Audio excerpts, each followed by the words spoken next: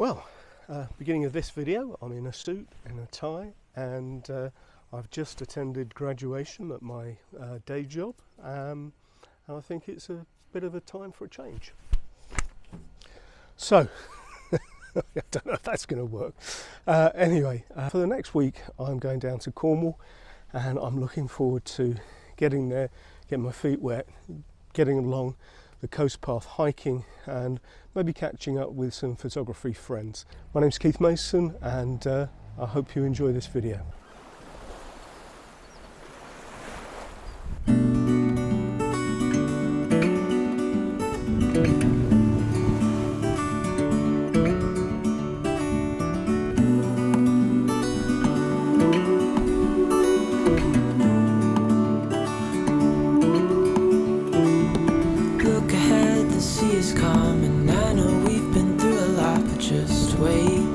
So it's the next day, and I'm just reviewing the footage from yesterday, and I just realised that what I thought I had recorded as an introduction to this video didn't get recorded. So on this walk I have taken a single camera, which is my Fujifilm X-T5. I've also taken a Fuji 35mm 1.4 lens. With that combination, it restricts me somewhat in terms of what sort of photographs I might take. Obviously, normally on a coastal walk, a zoom lens would probably be most appropriate.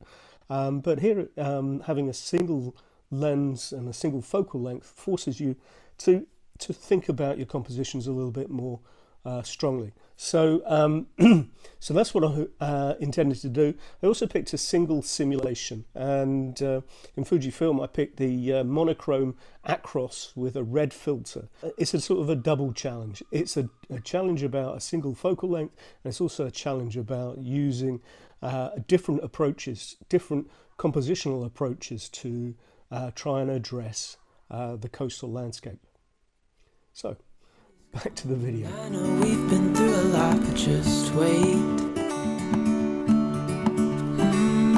Wait for better. So I found my first little composition, which is this this gate behind me.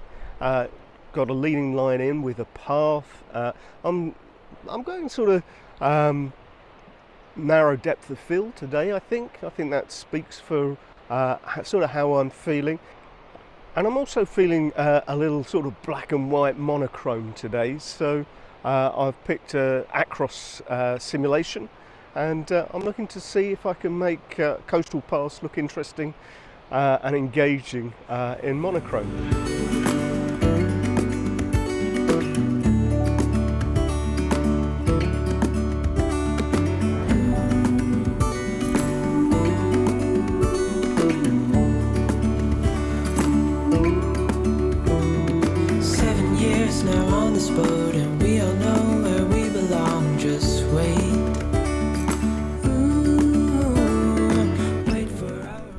So the hike that I'm doing today is from St Ives to Zennor. It's about an 8-mile hike. Oh, I'm out of breath already. Just going up a few a bit of an incline. Yeah, so it's not a particularly long walk, but it's quite a challenging one. There's clambering over boulders and quite a few ups and downs. So I'm hoping I'm going to be able to make reasonably good progress.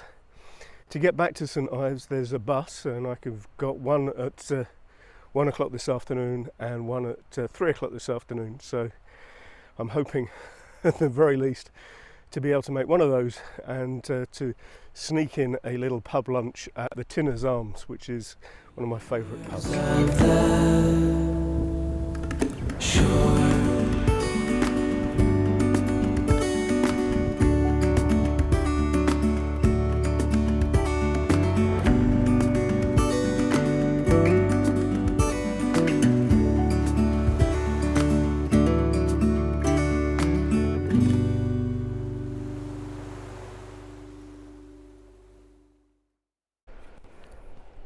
So wild camping is not legal in this part of the country, and you very rarely see any tents when you're out on the hike, because anybody who's wild camping sets up late and clears off early. But this is now 9:30 and that tent is still up, so it's interesting. I don't know who's staying there. They may be surprised when they wake up and it's much later than they were expecting.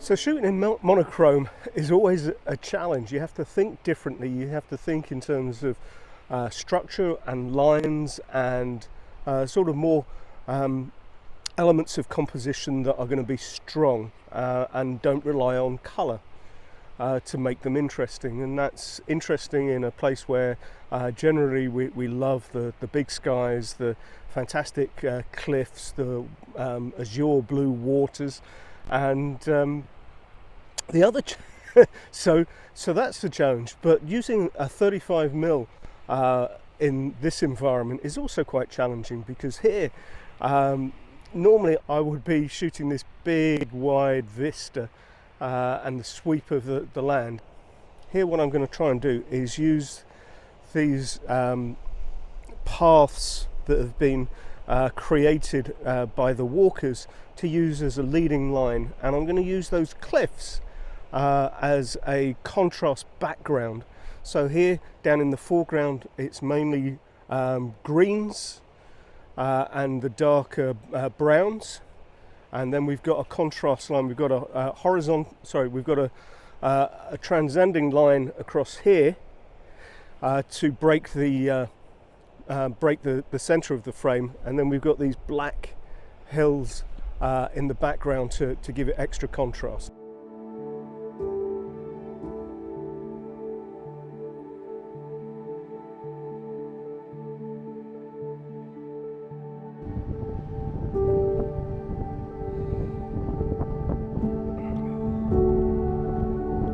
So one of the reasons that the St Ives to Zennor section of the southwest coast path is described as being quite so difficult is because, as you can see here, there's boulders and rocks strewn pretty much all over the pathway, and you have to do some clambering occasionally.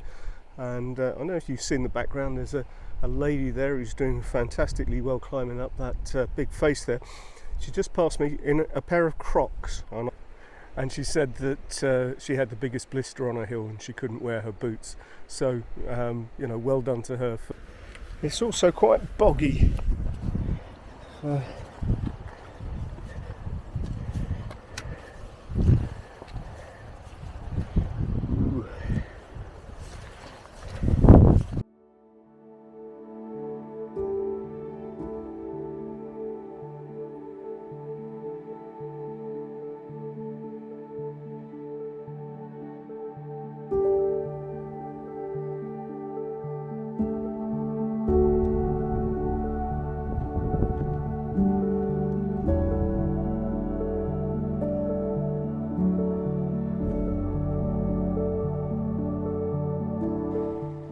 This little granite bridge is very well photographed, and it makes sense because it's the first thing that is really of any sort of different structure across the walk so far. We're about halfway across from St Ives to Zennor, and this time with the monochrome and with this looping in the foreground, I've tried to sort of come up with something slightly different, using the little bit of narrow depth of field, focusing on the looping and trying to show the structure of the bridge without getting into too much detail of it.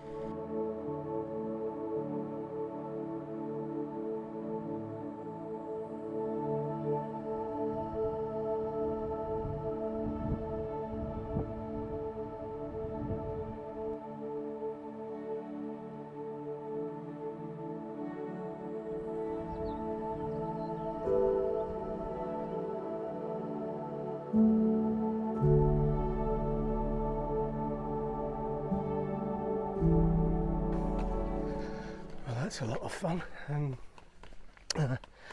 I'm just getting to the bit towards the end, and I've got to say, this is what I've waited for.